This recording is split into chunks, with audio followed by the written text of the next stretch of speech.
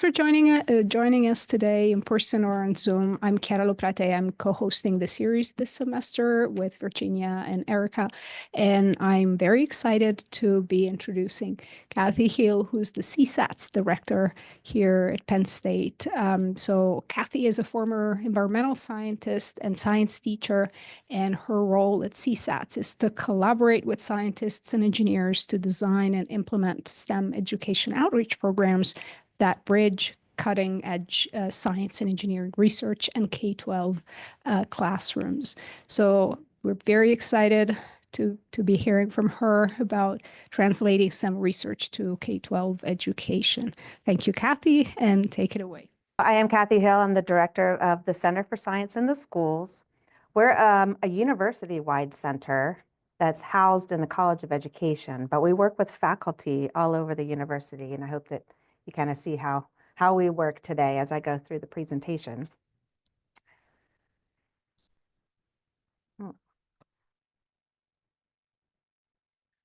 So we are a small group, as I mentioned, in the College of Ed. We were established in 2004, so we actually celebrated our 20th year last year.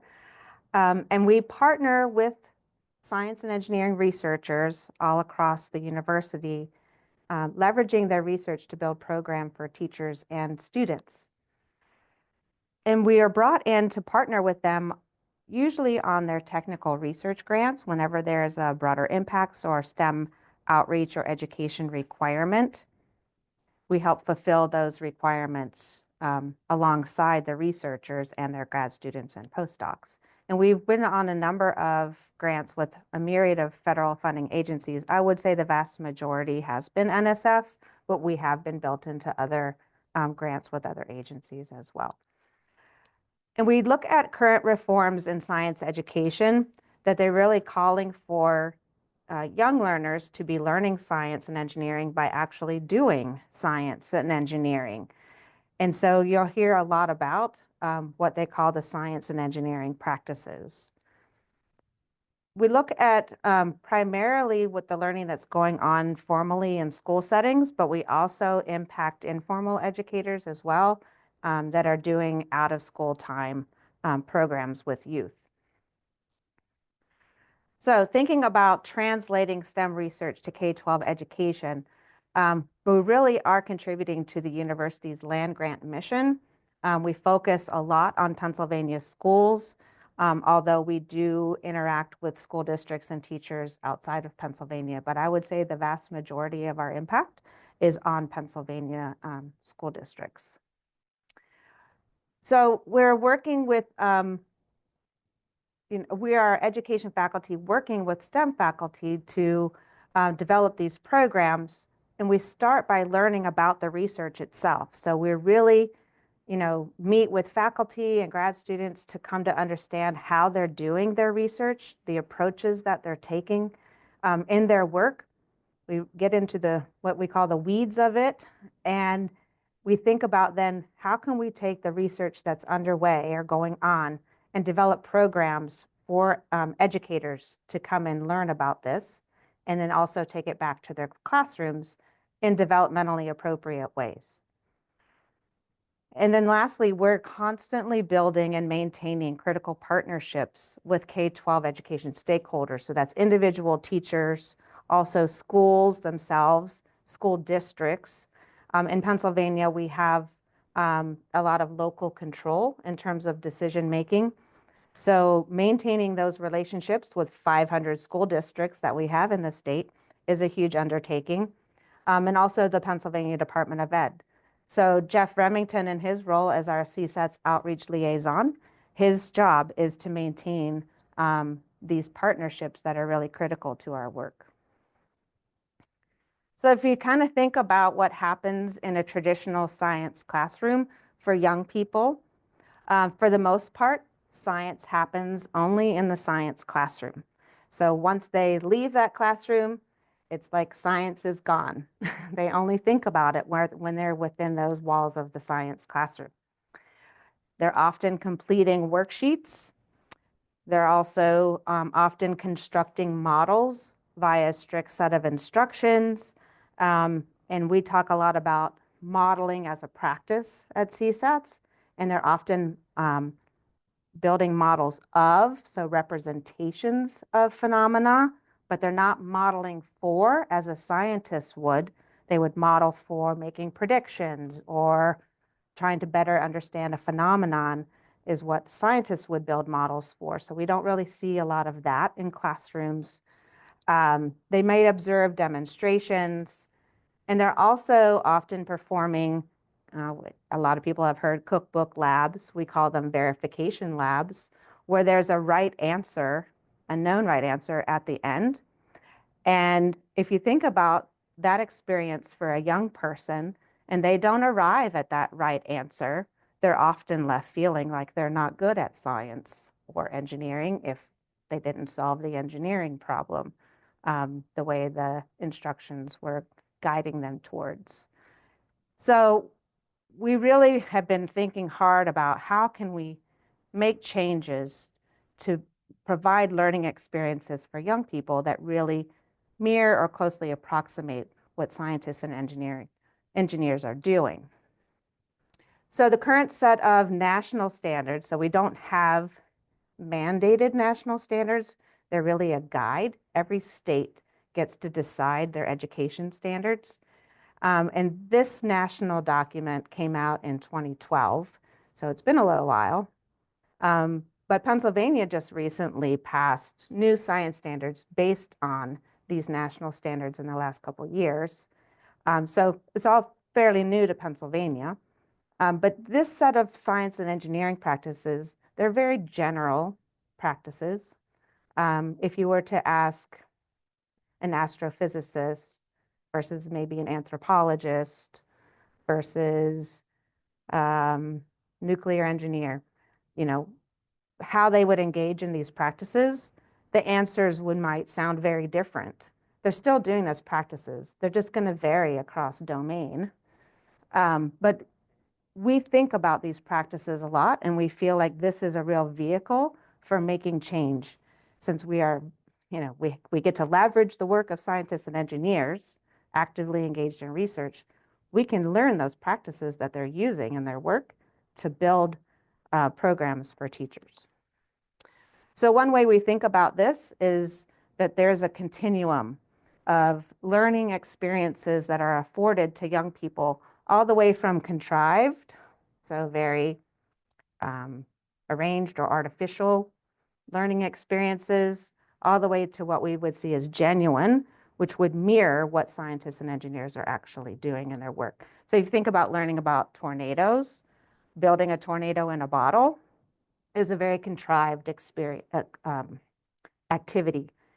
This has been done for eons, I can tell you that. And it's not an investigative tool. It's not allowing them to really understand the phenomenon in any way. It's just kind of cool. Versus use of radar data, which is what meteorologists actually use, in trying to better understand predicting tornadic activity, and how can we bring that into the classroom.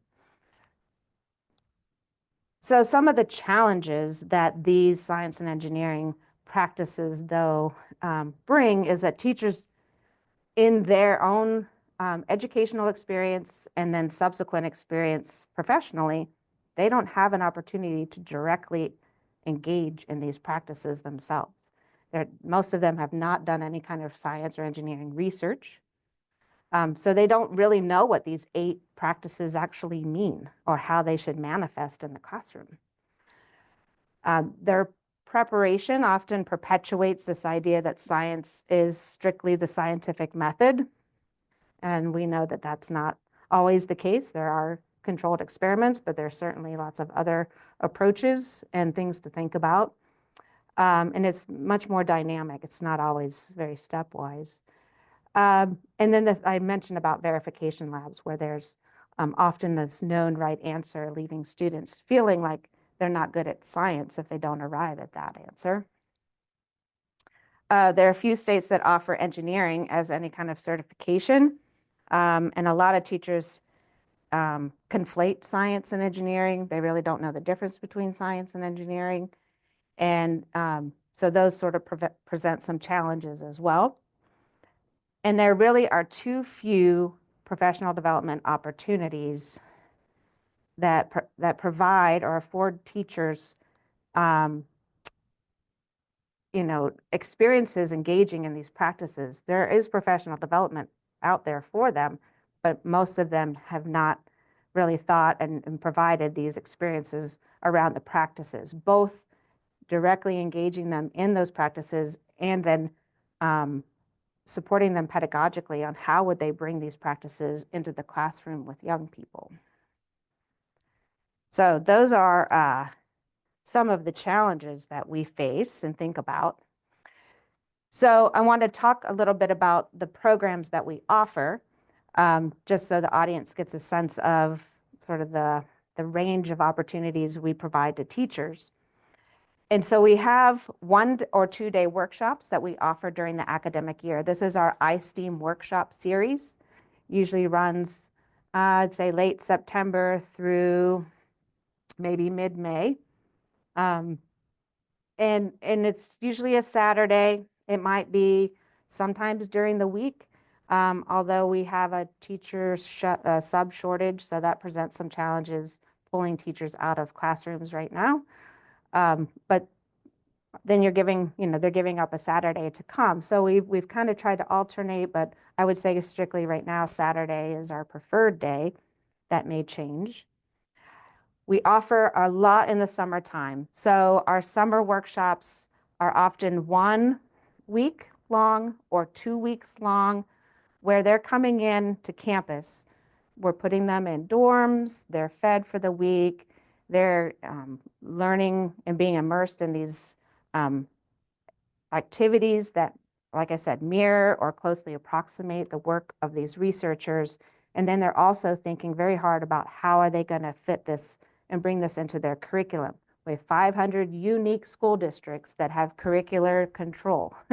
So we don't often provide a lot of curriculum, hey, teach it this way, because it may or may not fit. So particularly at the secondary level, if we allow them time to think about how this fits into their curriculum, they're more apt to bring it in ways that they fit, works best for their school, for their students, for their teaching context, and implement.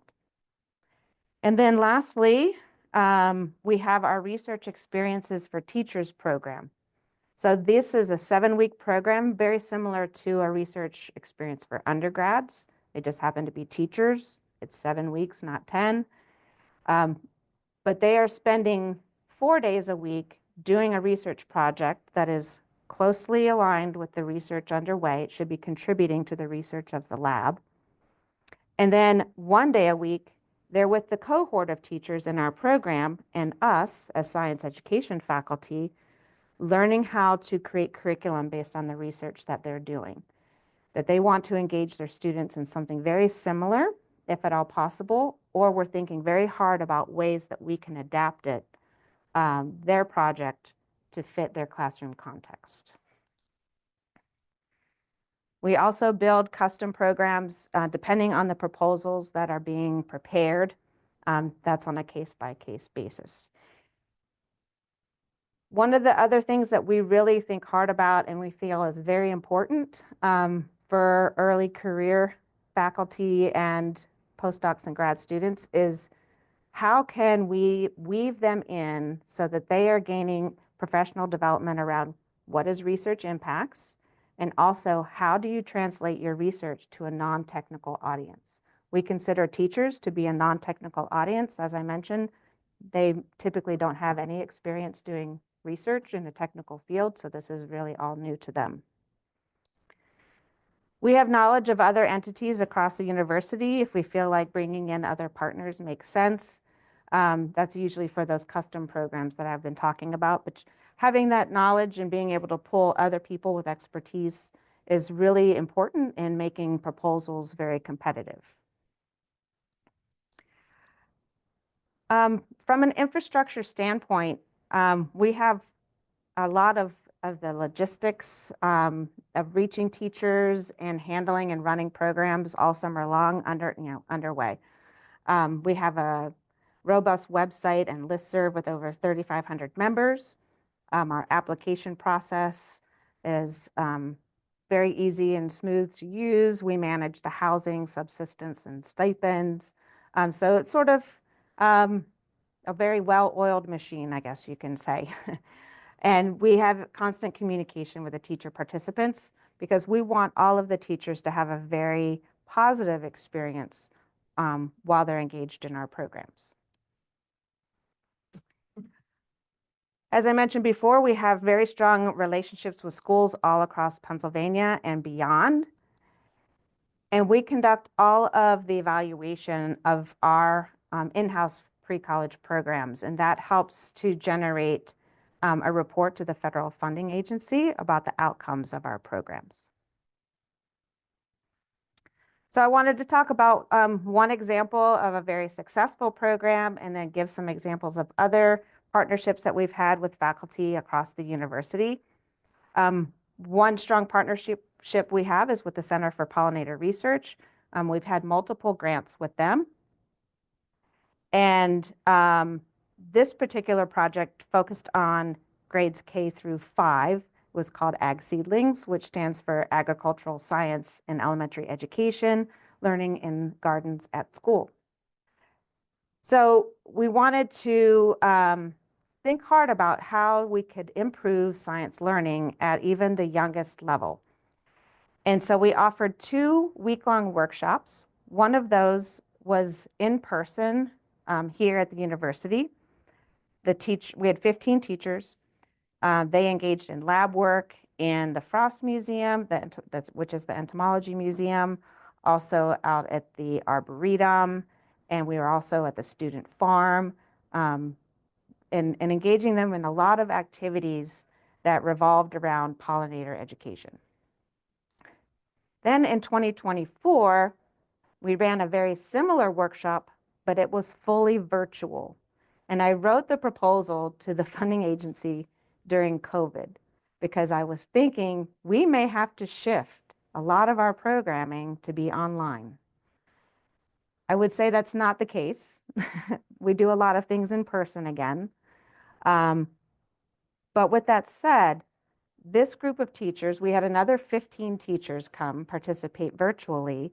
We sent them boxes of materials to be able to do a lot of the things that the in-person teachers got to do, not necessarily in the same spaces of the student farm or the Arboretum, but we had them go to their local park, or we had them use their backyard.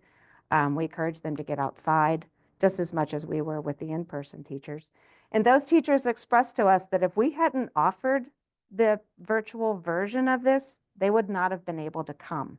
They would not be able to leave their home for whatever reason for an entire week. So this afforded them a very strong learning opportunity, even though it was virtual. And these are the 15 teachers that got to participate that and build their bee hotel, just like the other teachers did.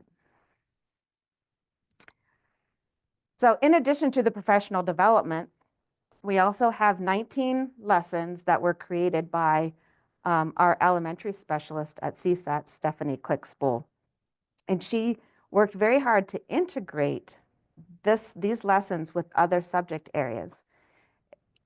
It may not be common knowledge, but science teaching in the elementary grades is very restricted, probably 20 to 40 minutes a week. And so if we can integrate the science learning with English language arts and with math and with social studies, there becomes more time and opportunity for science learning to take place, because now it's tied to the science context of, in this case, pollinators. So all of these lessons and curriculum are available on the website, and I will show you that in just a moment. But these are some examples of some of the student guides that were created, as you can see, involving some of the math. And also there's an online pollinator game, which is a model of a garden that they can design and see how pollinators interact with the flower garden. So on our website, there are lots of resources. The teachers that visit the site can go to their grade level and find a series of lessons and how those lessons tie to the standards. They can go to individual lessons and download the student guide and teacher guide as well. And we also have readings about certain phenomena or even important contextual information that is important for students to have as a reading. And so they can, the teacher can print off the reading material, but there's also read alouds where there's AI audio in both English and Spanish available to the young people to have it read to them. So that was just one, very successful program. That was one of our larger, areas of funding for that program. And sort of thinking about budgets, running from one-day workshops to having a research experience for teacher in a lab versus a week-long workshop versus something I just showed you. Like they all differ in terms of budget, but those are all like important conversations to be having and thinking about what's going to make a robust proposal to the funding agency. So here's another example. We worked with John Duncan, who is in the College of Ag Sciences, on watershed dynamics and bringing that into the classroom, both with water runoff as well as indicators of water quality. We worked with Tim Ryan in anthropology. They do CT scans of primate bones, and they're looking at the measurements of the different bone structures and making comparisons across different primates and modern humans. We also worked with Parisa Shukui, who studies earthquakes and how to interrupt them. This is such a cool project. We actually built an online module that teachers can go through at a self-pace pace and work through that to come to understand resonators and how they work and the physics behind them. But they could also then have their high school students, I would say this is a high school level activity, to have their students engage in the same module once they've sort of come to understand it. But we did a one-day workshop, actually 2 of them, with this group, and it was very, very successful. And then lastly, we've done several different projects with Ray Najar. So we had a teacher do a research experience in his lab for 2 summers and actually develop some robust curriculum. And then we held a one-day workshop with a set of teachers, and the teacher who did research assisted us with it, helping these teachers understand how they can engage their students in data analysis. So there's a publicly available data set that pertains to Ray's work, and it actually creates visualizations right there on the website. So they can make simple graphs and try to make interpretations of what is this visualization telling you is happening over time. But it can also be downloaded and used in a spreadsheet, even Google Sheets, to create visualizations. So we sort of walk the teachers through the most basic tool, I guess you could say, of analyzing and using and working with this data, which would be the website itself, to using a spreadsheet, all the way to how could I use R, which a lot of researchers use, to create visualizations of this same data. And it helped them to sort of, if we scaffold it in that way, where we incrementally move them towards the most complex way of analyzing the data, it's much more comfortable for them than to just dive into the most complex way of doing it.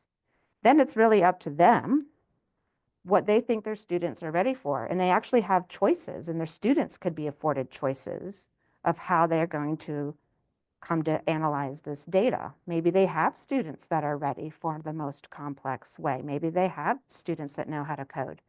And so they can make use of that. So again, that was a very successful one day.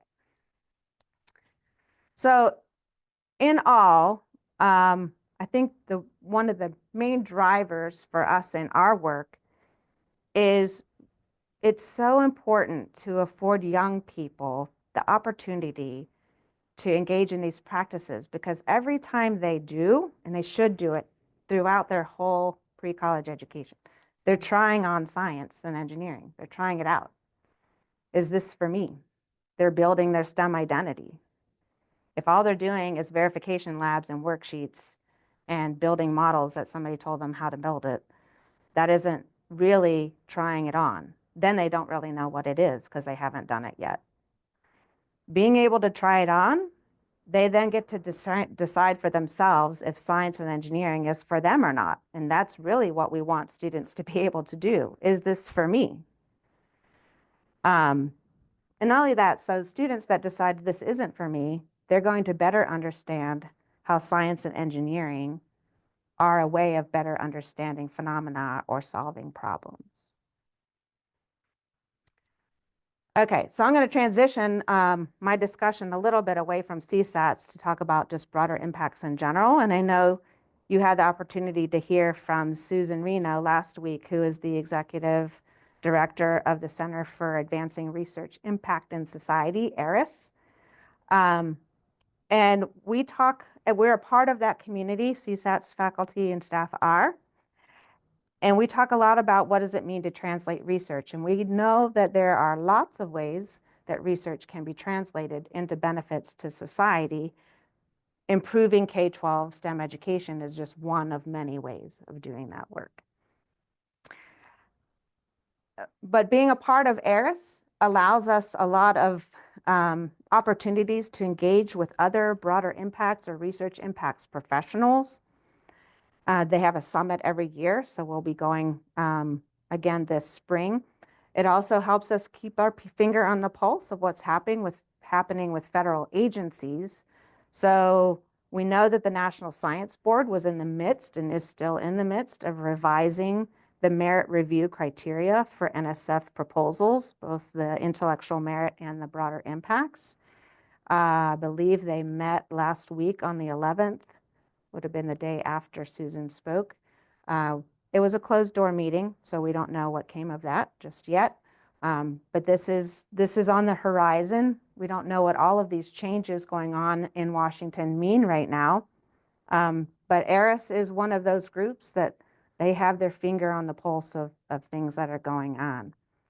I believe Susan also mentioned the Broader Impacts Toolkit. I would encourage everybody who's working on proposals, wanting to think about crafting either a broader impacts section for NSF or anything that has to do with these kinds of requirements or proposals. They're very good guides to kind of help make a robust plan. So being a part of this organization, I just have to give a shout out that in 2022, CSATS received the ARIS Enduring Achievement Award for nearly 20 years of work in the area of broader impacts and translating research into K-12 education.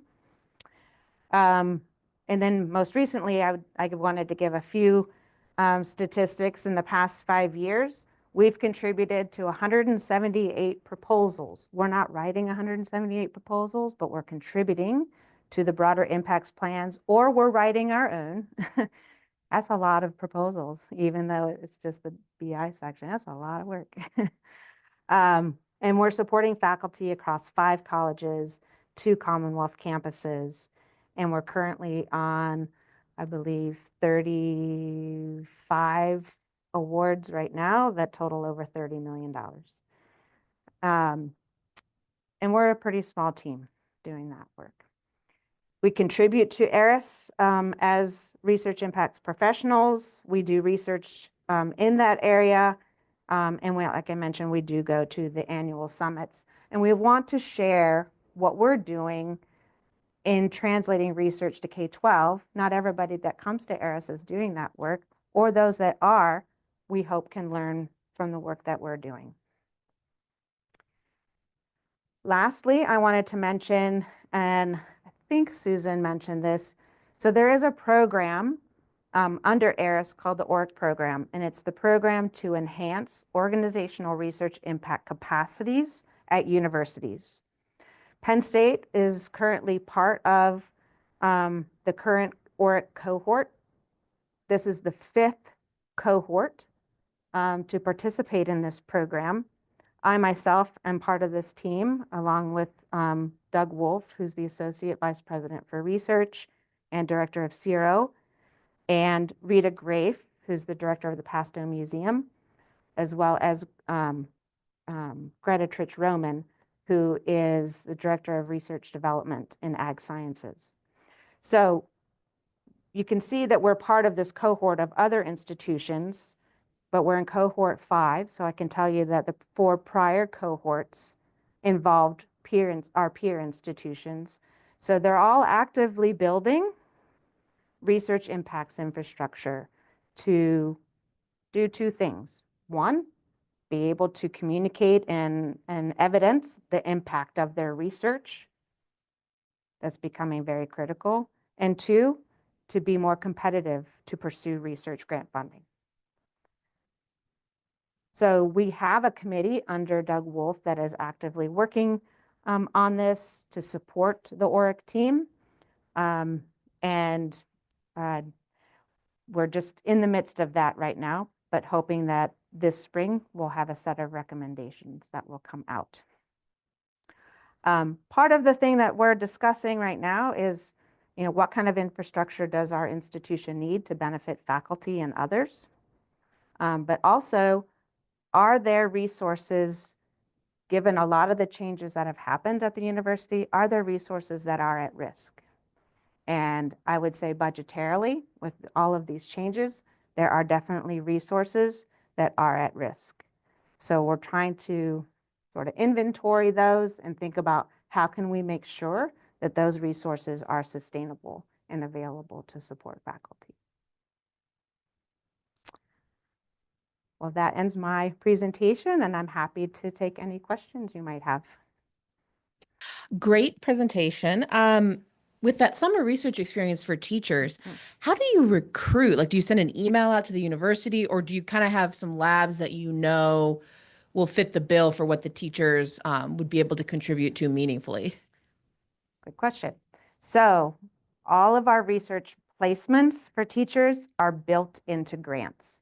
So we sort of know early on at the proposal stage that there might be an opportunity to put a teacher in a lab. It could be, again, based on budget, 1 teacher makes sense. If it's multi-millions of dollars, we're probably talking 3 to 4 teachers. It just depends on what makes sense budgetarily. So we won't know until grant awards come in whether or not there would be funding for that, because that's where the funding comes from to support our office, which we need to be built into budgets, as well as the stipends for teachers and any kind of materials, travel, things like that. Thank you. Mm-hmm. Thank you. Great talk. I have a couple questions. First,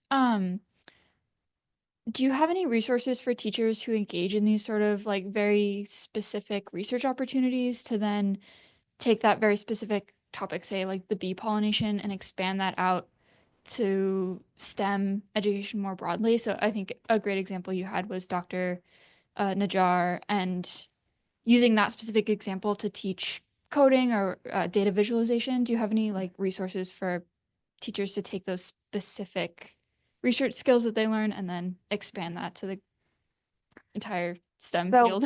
I guess I would say we have what we call interventions that we've designed ourselves to share with teachers and think about how to broaden and expand what they're doing with students beyond a single like research experience in a very narrow lab. That's one thing. The other tools, though, I would say is, again, secondary level teachers in particular have to follow the rules of their district. And since we can't hold 500 sets of rules in our head with 500 different districts, we help the teachers think through, and it's really on an individual basis sometimes, how this could fit into their curriculum. But given that most of our programs, I think the max that we really have for in-person work is about 24, maybe 30 teachers, we can handle that number, right? To give sort of individualized feedback to them.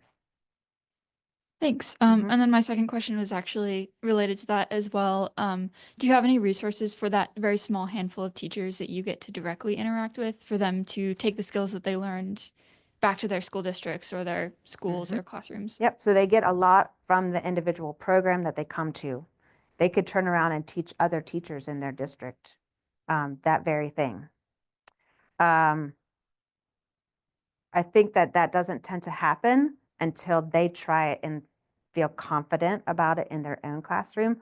But once they do that and they have this realization that this has changed things for their students, they then share it with others. Thank you.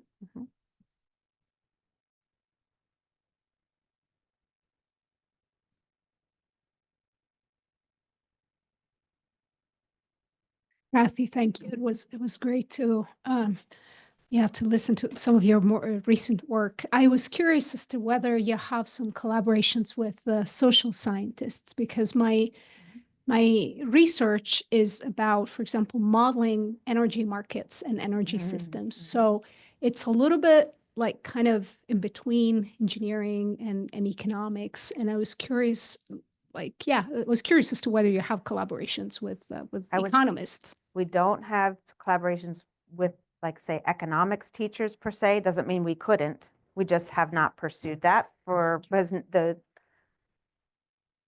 the reason for doing so hasn't presented itself as of yet. But certainly with math teachers, we have a lot of collaborations with math teachers because they're often looking for a context for teaching them math, instead of it just simply being, here's how you work this problem. There's an actual situation that provides a rich context for learning math, which gets buy-in from students. Like, But it doesn't mean we couldn't have collaborations with economics teachers. Yeah. I'm curious what, in your work with researchers over the years, like, what are the big disconnects between what researchers come to you wanting to do, or what they think they would like to do that they think would be helpful, and what really works in the classrooms? I certainly can say, having been a high school teacher myself, often my colleagues have pretty wild ideas about what they think would work in a classroom. I actually think more often than having sort of wild ideas about what might work, I hear young people can't do this. This is too complicated. This requires too much math.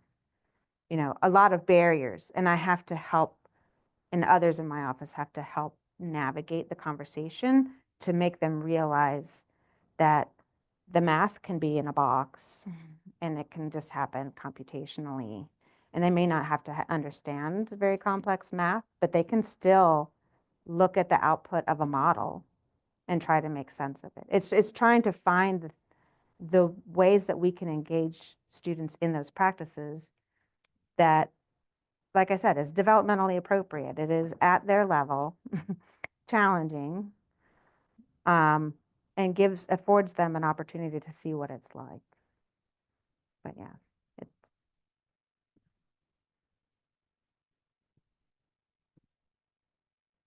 I had one question in the back. Makes me happy to hear that you've been engaging with math teachers.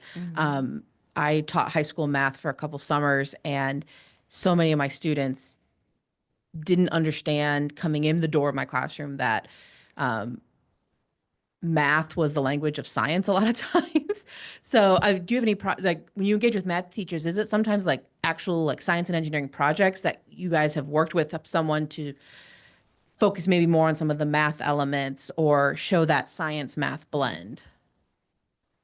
It's a science math blend. So we've done it with meteorology, and in the beginning was the science, conceptually, and understanding the phenomenon and how we're going to go about studying this.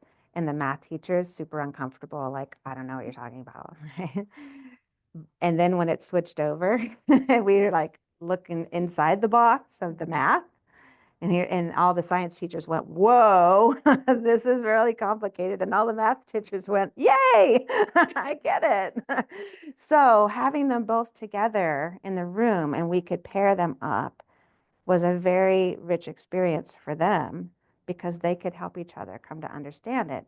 And what happened after that, one of the teachers went back to their school district, the science teacher, partnered with the statistics teacher across the hall and said, can your AP Stats kids come in and work with groups from my environmental science class to do this model? And the math students had to explain to the science students how the math worked, and the science students had to explain the meteorology and what was going on, like what all this meant in the model from a scientific standpoint. So they basically mirrored their experience in the workshop in their classroom. That is so cool to hear. Thank you. All right, it looks like we have a question in the chat behind you there. Oh. I'm just going to read it for anybody on Zoom and for the recording. In your ag seedlings webpage /lessons from different grades, who is responsible for determining if those lesson plans are fit for those grades or are considered appropriate teacher resources? So we determine that in-house. As I mentioned, Stephanie Clickspool is our elementary STEM specialist, actually K-8. And she herself is a former elementary teacher.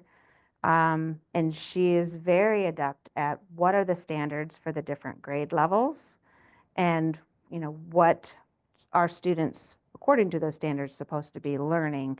And so she basically built those lessons to meet those education standards. And so they build on each other. Thank you. And if anybody has any questions on Zoom, you're more than welcome to speak up if you want to, or like Stu did, you can put them in the chat. I'll give you a few seconds if anybody wants to unmute themselves.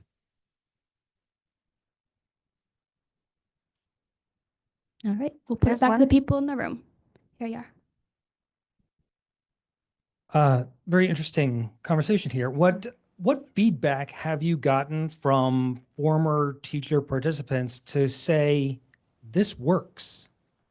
How do you know that this is the right model in order to foster science interest in education?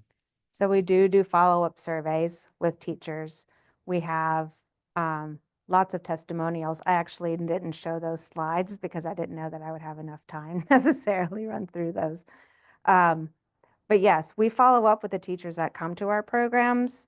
And if they are implementing, either in the midst of implementing that lessons or after, we're wanting to see how it's going and get feedback from them, whether that's just having a Zoom conversation or them actually completing surveys and questionnaires that we ask them to do. And the responses? The responses are very positive. I would say that there are a handful of teachers who, okay, so sometimes our week-long workshops, we say secondary. That's grades 7 through 12. So sometimes middle school teachers will say, this was too advanced. I can't do this in my classroom. Even though, as I mentioned, we would visit with all of them to make sure they could adapt it in a way that would be developmentally appropriate for their students. I think that that's one thing that we would want to maybe be more targeted and have it be just middle school and high school separated. And that would be a much more advantageous program for those teachers. But other than that, they're engaging their students in these practices when they didn't know how to. This has changed the way their classroom operates. That they are basically releasing the students to do these things rather than being front and center, direct instruction, finish these worksheets, take this bubble exam. Got it. Thank you.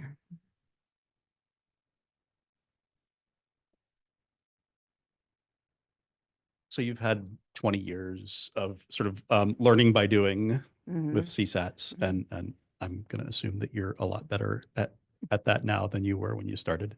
But I'm curious. I mean, everything that you've been talking about is really about teachers who are actively working in the Correct. classroom, and I'm kind of curious about how what the kinds of things that you're learning through CSATs are maybe feeding back into pre-service teacher education. We don't interact with the pre-service programs. Interesting. Okay. All of our programs are targeting teachers that are already in the classroom. Okay. We've had conversations, but I would say like the pre-service programs are so tight and so, I mean, What would you want the pre-service programs to be doing based on what you've learned, I guess? That's different from what they're doing now. engage with scientists and engineers in ways that they actually get to see what they're doing and really dig into those practices. Like what does it mean to develop and use a model for this research or that research or that research? You'll get 3 different answers. They don't know that. They need to have those kinds of opportunities to really think about what does it mean to develop and use a model or engage in computational thinking. I would say those are the 2 primary ones that are very lacking, that and analyzing data, most of them having to do with math. Shockingly, there are many classrooms of science in K-12 devoid of mathematics, completely devoid of mathematics.